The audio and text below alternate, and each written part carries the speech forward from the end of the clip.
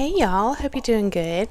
So I have a lot of notes today, and I have been trying to make my videos shorter, but this one may wind up being kind of old school, the way they used to be, around 40 minutes or so. But we'll see. I hope you enjoy it nevertheless. So, all right, let's dive in. So, what I've been thinking about is the concept of asking. You know, specifically when you're praying and you have, you're putting requests up to God, okay? Whatever your practice is, however that looks for you, okay? And so a lot of times when we're praying for things, and the Bible says that God knows the desires of our heart, right? Sometimes it can kind of feel like you sort of wonder, like, maybe some things are just not meant to be, or you wonder, why does God seem really quiet in my life right now? I don't seem to be getting any kind of direction whatsoever with regards to something in particular, or even just in general. It's like it can feel like you're sort of having to feel your way through the dark, okay? Which is confusing when you are a faith-filled person. So that's sort of what I want to talk about, okay? And the best way that I can capture all of this is just to simplify and use the word ask, to ask. So the word ask comes from the Proto-Indo-European root ais, meaning a wish or desire. And I think it's so funny how, it's not really funny, but it's discouraging. If you want to take a look at it, with humor, that's probably healthy, actually. But, we can find ourselves, and hopefully you're not finding yourself. Hopefully it's something you observe in others, because obviously we have no control there. But humanity in general seems to want to get hung up on linguistics. And that's part of the reason why I like to expand on concepts and definitions, because when you look at different languages, even throughout history, throughout time, different cultures have used, one word to capture many different meanings. And sometimes this word translates over into a different language, or comes through time and evolves and matures throughout time, and it still retains a lot of the same meaning, but there's oftentimes an expanded definition that gets left behind, okay, or divided up and replaced with new words that really have no older equivalent or correlation, if that makes sense. So this is why language is so interesting to me. And I've shared with you all way in the past, in my past videos. I'll go ahead and, since this is going to be kind of a longer video anyway, I'll just sort of relax and not rush myself, I guess. But I have shared this before, I think.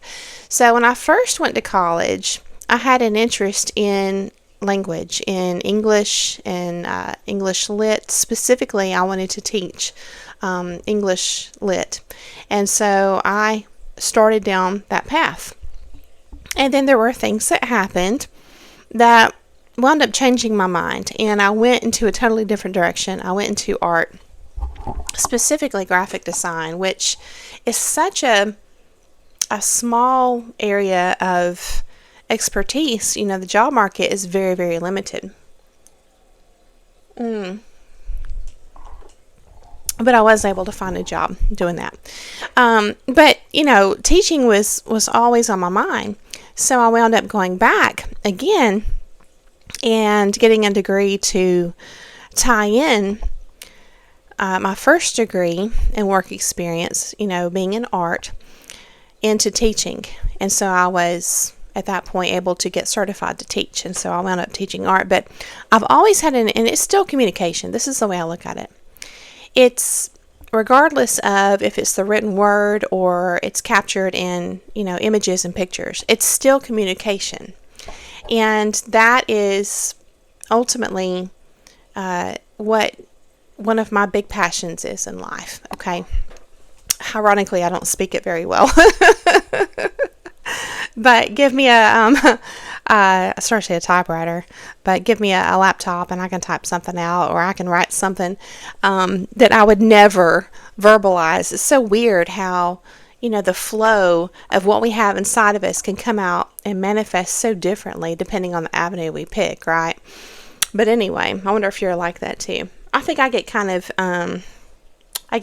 I think they call it stage fright a little bit when I know that I'm on camera and I'm speaking in front of people.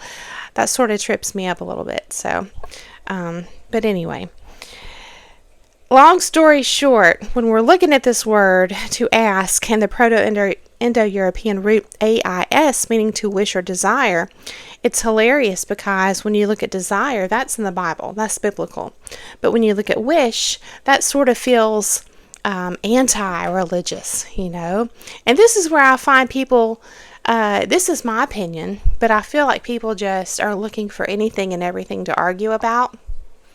I think that there are people who just have a beef with God in general, with religion in general, and they're just working through their own stuff, and unfortunately, as part of that processing that they're doing, they're having to work out. It comes out sometimes in not so nice ways, not just debating cordially, but just wanting to argue almost. But so I was thinking of, wish seems more like a fairy tale type idea. There's the whole Disney concept of, and even in the song, when you wish upon a star. But again, desire is biblical. And when you research these words, these are not initially separate things. And historically, there seems to be fewer words that are so expanded that they are able to contain more meaning. It's like in the past, it almost seems like people didn't.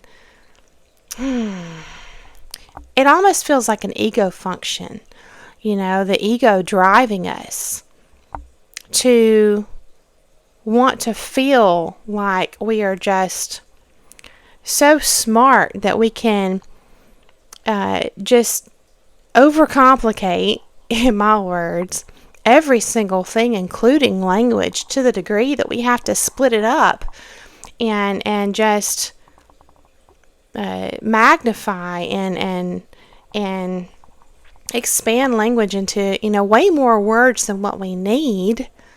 And even then, you're going to have people that are going to argue over the word that was used here versus there. Because, again, I've mentioned this recently, truth seekers are going to understand what you're saying because they're going to look at the context. Why? Because they want truly to understand you. There's a difference in someone who wants to understand you and someone who wants to not understand you. Because, again, they're working out, this is how I see it, they're working out their own stuff. But it's not in the appropriate place and time, or with the appropriate person. And so, unless you're their therapist, of course. So, anyway, and we're going to see this. We're going to, as we have a lot more to study these words and how they were so expansive with their meanings. And when you're looking to connect dots or puzzle pieces and make sense of things, it helps to look back in time, sort of. It's like when we do this, any kind of word study, it helps us to view things from a perspective of someone who lived in a different time. When, again, it maybe there wasn't other motives for people to want to use different words, if that makes sense. Okay. So, yes, I was looking up in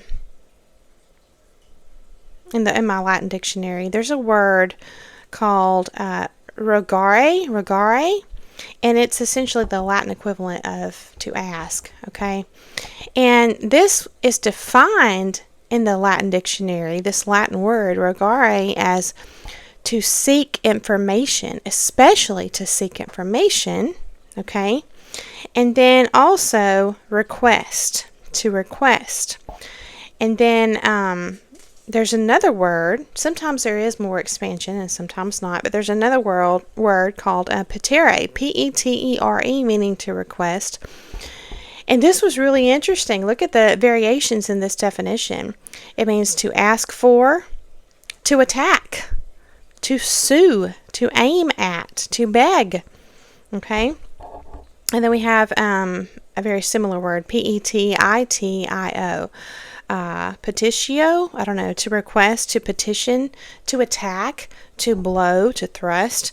Political campaign. So, I thought that was really crazy. But what came to my mind was this verse in the Bible, James chapter 4, verse 2, and it says, "You have not because you ask not." And then ironically, verse 3 expands on that and says, "You ask and receive not because you ask amiss, that you might that you might lay the same on your pleasures." And that was the Geneva translation, I believe. So, but amiss, let's take a look at this, okay? So, amiss means off the mark, out of order, or literally on the miss, okay? So to miss the meaning of, which is from missen, M-I-S-S-E-N, fail to hit. So again, you ask, you have not because you ask not, but there's a contingency. If you ask and you don't receive, it's because you're asking amiss. So you're missing something here. You're off the mark, okay? And so I want to take a look at that. Proverbs chapter 4 verse 7, this is one of my favorite verses where it says, "Wisdom is the principal thing, and with all your getting, get understanding." I have always taken that to mean principal thing as in the most important thing, but this is where this word has different meanings. And I guess this one's probably pretty obvious, but it just really jumped out at me today because of a different translation. Wisdom is also the beginning. Wisdom is the beginning. So, yes, that's important because anytime something is just beginning, it needs to be right.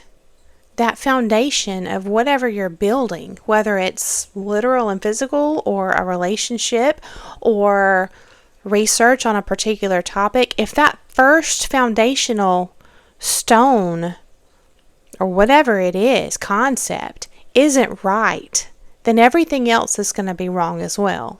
Okay, everything else, all the other work that we pour into it is going to be in vain. So I feel like I have a spotlight on me. Hang on. Maybe I don't. No, I've got it turned down all the way. I don't know, it just feels especially bright tonight. But, yeah. So, what's interesting, well, I feel like in this verse, I was making notes earlier, and I put, in the spiritual/moral realm, this might correlate to motives when it says, "If you ask and receive not, because you ask amiss," okay? And then, of course, I looked up the New International Version, and it says you ask with the wrong motives. So it is about motives in that verse. And I was just reminded of the concept of a house of cards. You know, it's not going to stand. And so, you know, you might look at this like, God, if God knows that, you know, if he gives you something and you're going to take it for granted, then he may not give it to you, you know. So, because he can obviously see into the future. He knows. He has plans for you. And so this is going to be important as we progress into the concept of asking for things, the desires of our hearts and everything, right? Okay. So, you know, if you are someone who likes to journal, this might be a good activity. And that would be to examine the things that you did receive when you ask for them, okay? And then look at, why did you ask? Why did you ask for the things that you did receive? Okay? So then the second half of this exercise, and give that its own space. first and complete that first. And then if you wanted to do this second half, the second part, this would be probably just as, if not more, enlightening. But I think it's important to do the first part first. On the second half of this exercise, you can replace this first part with the things that you did receive.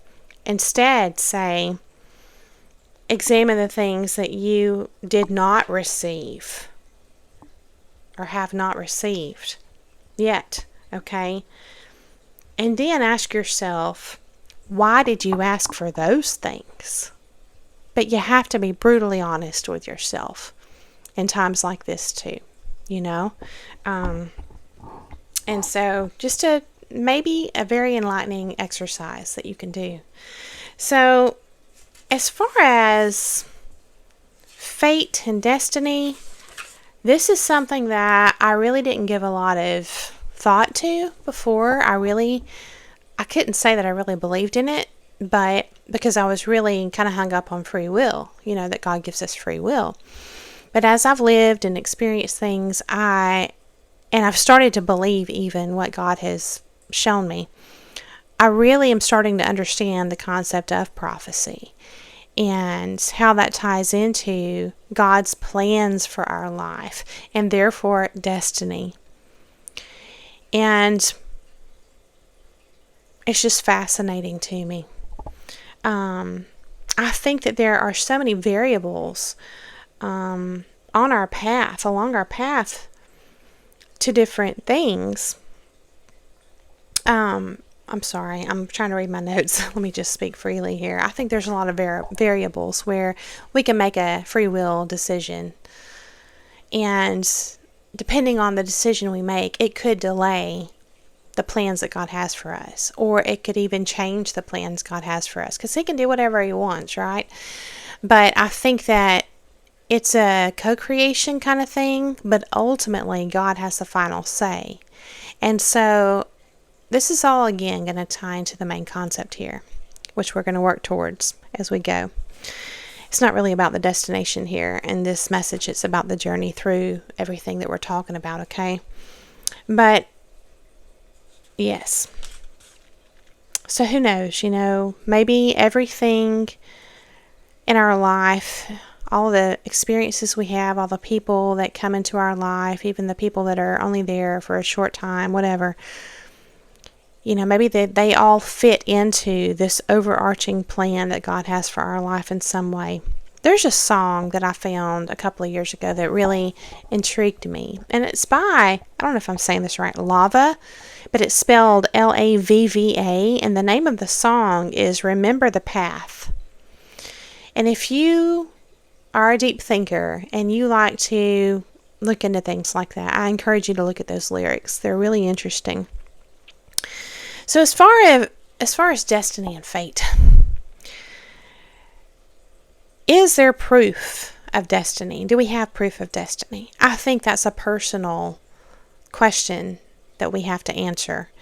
And for me, I would say yes, because as far as prophecy goes, there are people who have, or they experience prophetic visions or dreams, and they can experience them coming true. And that's kind of hard to deny. So, and I don't know that people who experience those kinds of things even really ask for that. I think sometimes it's just, the Bible talks about people being chosen and called. I think sometimes, and given different gifts too. And I think sometimes we may not trust those gifts for a while until time passes. Again, I'm thinking of the song, Time is on My Side. Yes, it is, by the Beatles.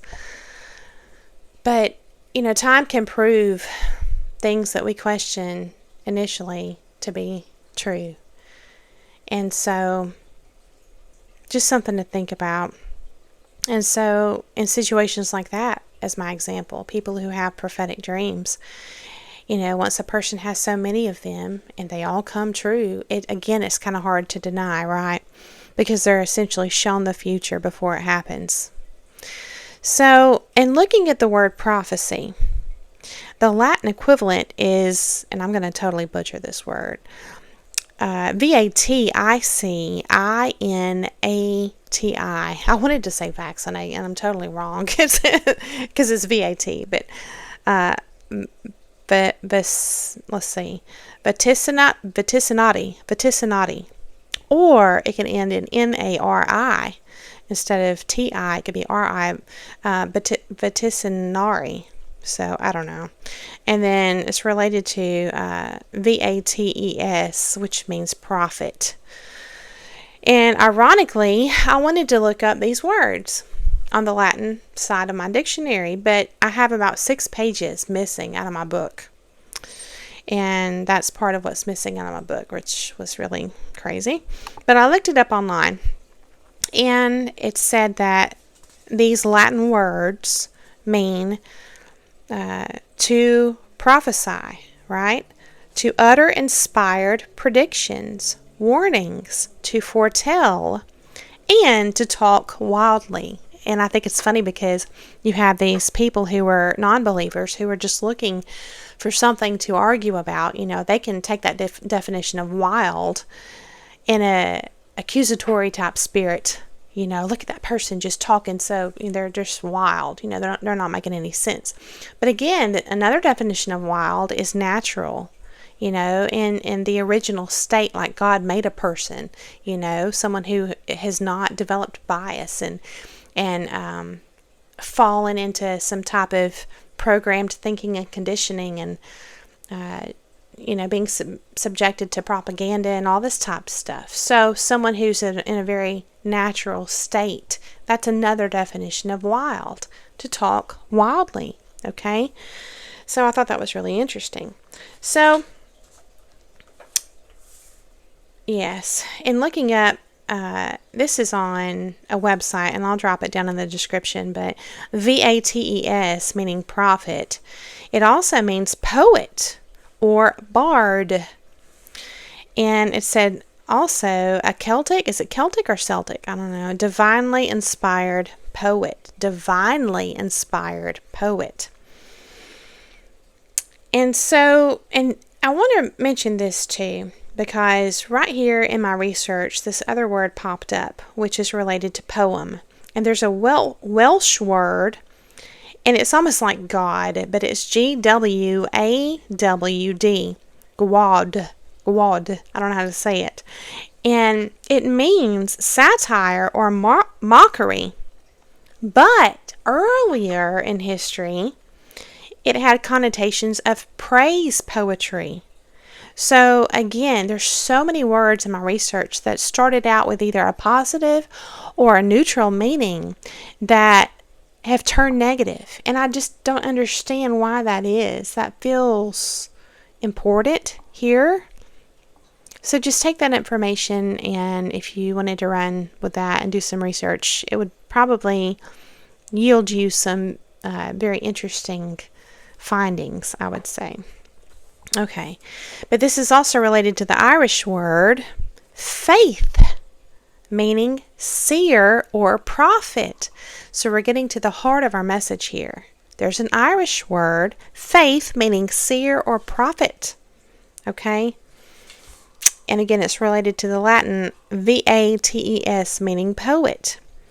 So going back to talking about, the desires of our heart.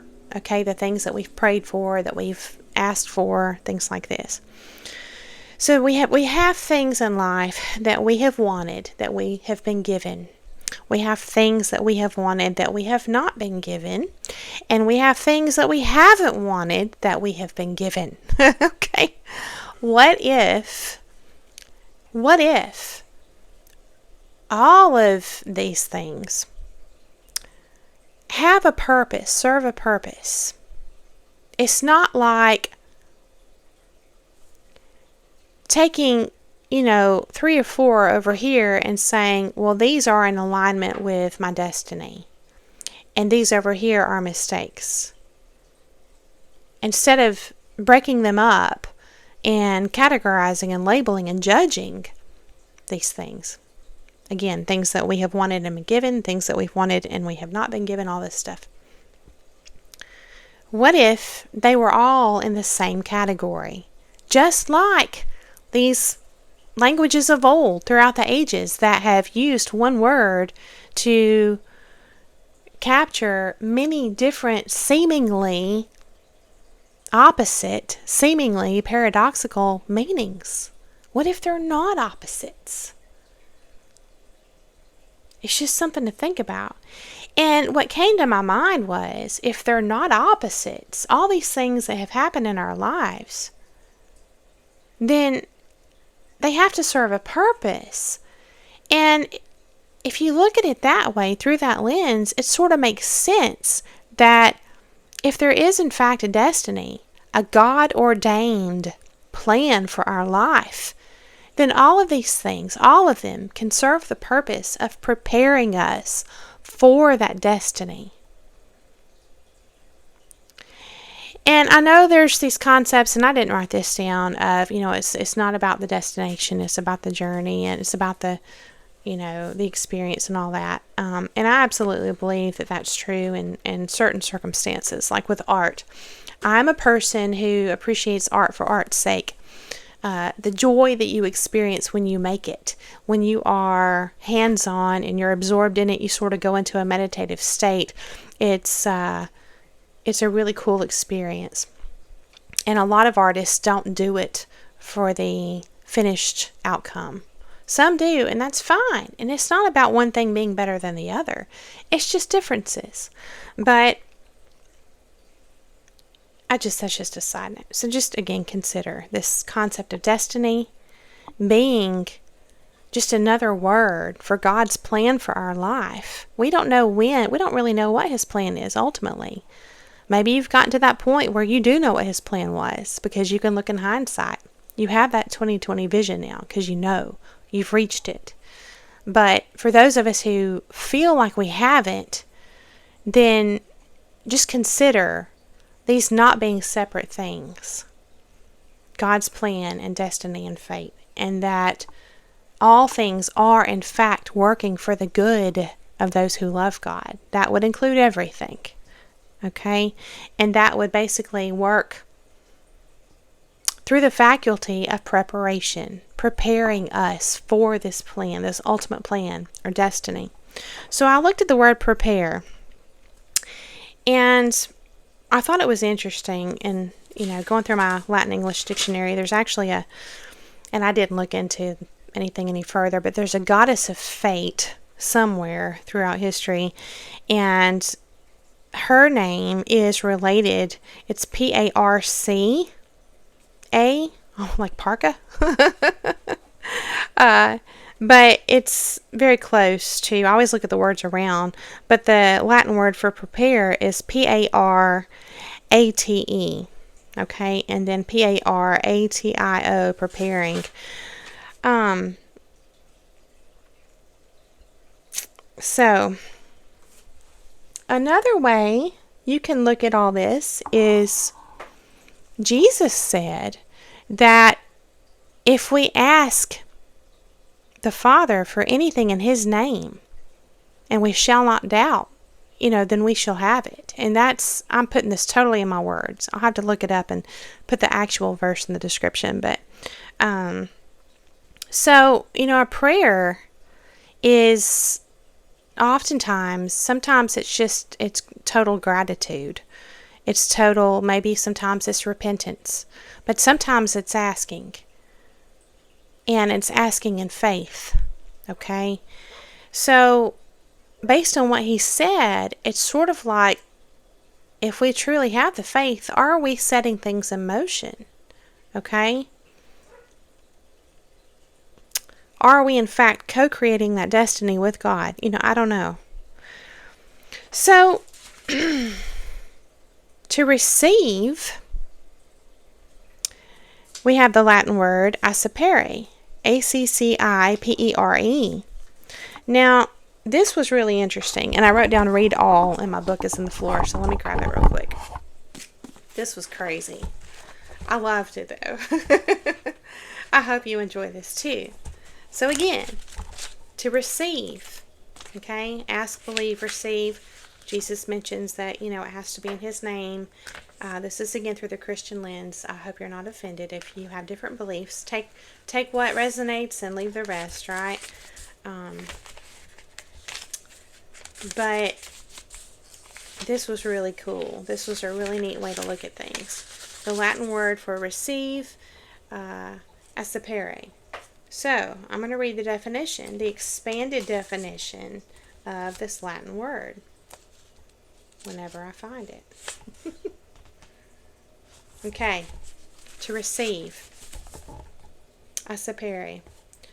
To take, to receive, to accept, to welcome, entertain, to hear, to learn, to understand, to interpret, explain, to undertake, to assume a responsibility, to undertake a task, to assume a responsibility, to take medicine or food, to incur a wound or a loss, to accept a post or office, to borrow money, to approve of, agree to have room for, accommodate, to accept as valid, to admit, to learn, to hear, to be told of, to infer, to conclude, and to let in the sea, which was really interesting. In parentheses it says the sea, S-E-A. I'm not sure what that's about. Maybe I'm missing it. But here's what I want to take from this. When we are asking in faith, God, okay, for the desires of our heart or a particular outcome, whatever it is. When you think about receiving what you've asked for, I think a lot of us, I can't speak for you, I can only speak for me, but I imagine I'm not the only one. I think a lot of us view this as it sort of just unfolds with ease, like, oh, here it is. Maybe it doesn't really fall in our lap per se, but it sort of has this energy of just manifesting with ease in our life. And then it's like, we just feel like there it is, just, there's the answer to our prayers. But when you really look at what it means to receive, there's work there. Because again, think about this. How long does it take us, sometimes, oftentimes, to learn something, to understand something, to really get it, really understand it? There's assuming responsibility as part of receiving. Sometimes we struggle with that. We don't feel like we're prepared for a post or an office or a responsibility. To incur a wound. And then you have the healing part. But even that serves a purpose in receiving. To borrow money. To have room for. How many times have you wanted something in life, but you genuinely know that you're not ready for it? Like, say, a pet, for example. But you have to, maybe you have to make adjustments in your house or your yard.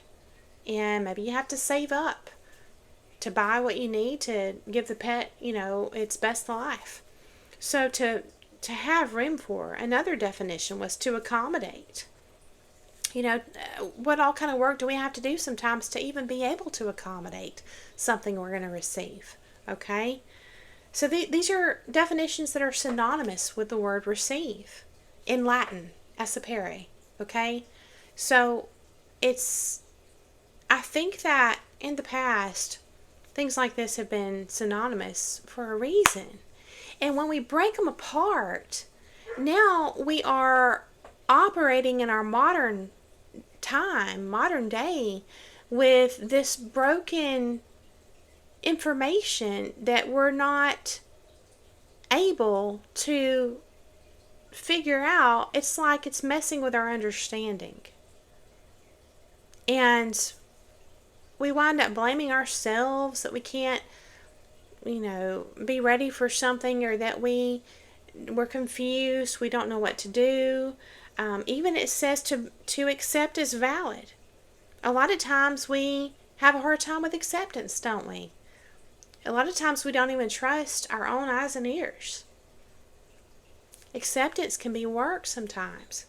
To admit, to infer, to conclude, and to let in. So I thought that was kind of profound. It was for me. And another part of that verse, which I'm going to drop in the description, where Jesus is basically saying, when you're asking, you have to have such a strong faith that you're not doubting at all, okay? Still on. But that's the contingency, okay? When you're asking in His name, ask anything in my name, He says, right? Those who shall not doubt, okay, shall have what they ask for. Well, so what is doubt? Let's look at the Latin word for doubt. And I'm probably not saying this right, but it's dubit, or dubit, D-U-B-I-T, and it can end with an O, or an A-R-E, or an A-V-I. And let's look at the expanded definition of this Latin word. To doubt, to consider, to ponder, to wonder about, to be perplexed, to hesitate, and to delay. So think about, maybe how you've always viewed the word doubt. For me, I view doubt as sort of a negative aspect of a concept. Like if you have a concept here, okay? I'm just doing a little visualization exercise here. If you have this concept, over here on this side of the spectrum, you have belief in it, like a positive, affirming type energy, belief. Over here on the other side, it's sort of a lack type energy, a doubt. There's nothing there, but yet the definition of doubt is paired with things that are not lacking, like considering and pondering and wondering about. That's over here on this side. It's the positive energy that contains something. It's not lacking. If you're considering something and wondering about something, there's something there. Okay? Doubt is included there. So it's not a nothingness. It's not an absence. So that's really interesting, because it's sort of like if we pray and ask for something, okay, and then we doubt, that doesn't always have to look like maybe the way you've always thought of it looking like. Like, well, I just don't know if this is really going to happen. That's unrealistic. I just don't think this is ever going to, come to fruition in my life, or, there's just too much, I'm too old, or there's this or that, making excuses, but you're still focused on the thing you're wanting, but you're doubting that it will happen. Sometimes doubt might look like you're not even thinking about this so much anymore, but you're thinking about, or you're considering, or pondering, or wondering about something different. And in doing so, that may create that same energy of doubt in your initial request, because it's sort of been replaced with its opposite. In other words, you may not be looking again at the absence of what you want in your mind, but at what reality would be like, which is not an absence, but you may be seeing reality as full with all these other things, but you're not including this over here. So just consider how doubt may, in fact, energetically, spiritually, be correlated or even synonymous with considering and pondering, okay, and wondering about. And I like how also a part of this is to be perplexed. To doubt is to be perplexed and to hesitate and to delay. The way I look at this is, if you hand something over to God with an earnest heart and you have asked from the best place possible, with the best motives, the purest heart, and you've put it out there to God as a genuine request, I forgot to hold this here, then it's sort of like you might visualize that as you've handed it over to God now, okay? And He is now the authority over this thing. So if you start to consider other things, wonder about other things, just doubt altogether, this may, or even be perplexed about, like, how is this going to really, I know I asked God about it, but how in the world could this come to be? I just don't see any way possible. Remember, the Bible says all things are possible with God. So we shouldn't even be giving it any more thought at all. It's almost like thinking about it further is synonymous with doubt, and we're told not to doubt. So when we hand it over to God, we should just hand it over and not even think about it anymore. In other words, it's as good as done in your mind and heart when you give it to God. You're not confused, you're not perplexed, you're not thinking about it anymore. Because what's correlated with all that? To hesitate and to delay. We may be delaying God's plan for our life simply because we are saying we handed it over to Him in faith, but there's that doubt part, which is a contingency. So that's just something to think about.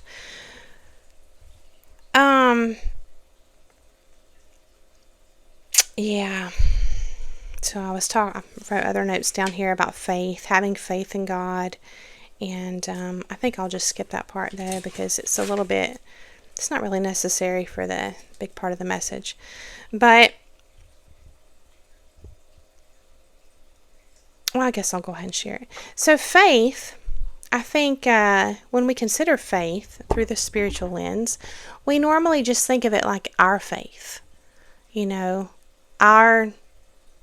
Our effort to have faith in God. But in looking up faith, the definition of faith, not only is it confidence or trust in a person or thing or a belief, like, again, what we normally think of it like, but it also means loyalty. Faith means loyalty and fidelity, okay? So it's not necessarily that it's a question of our faith in God only. That's a part of it. But also, God is faithful. He is loyal. In other words, faith isn't completely just and only a question when it comes to God. Because He is loyal, He is faithful. So, in Latin, faith translates over to FID, which again is related to fidelity, right? FID, and it can end in ES.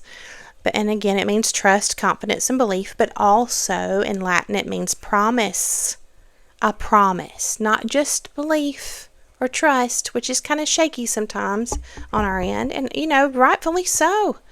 If you have experienced betrayal and you've woken up to lies in your life, and trust becomes shaky with everybody. But when it comes to God, I just hope that we can look at Him differently. Okay? So again, in Latin, FID not only means trust, confidence, and belief, but it means promise and assurance and word, like Jesus, the living word, and protection. And it means guarantee, safe conduct, confirmation, and proof.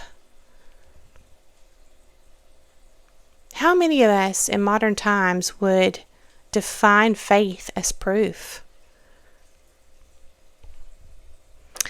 Also, I thought this was really cool. FID means a stringed instrument, lyric or poetry, like we were talking about earlier. So, I hope these little nuggets of information are music to your ears. And I hope you've enjoyed it. I really do. And I hope it got the wheels turning most of all.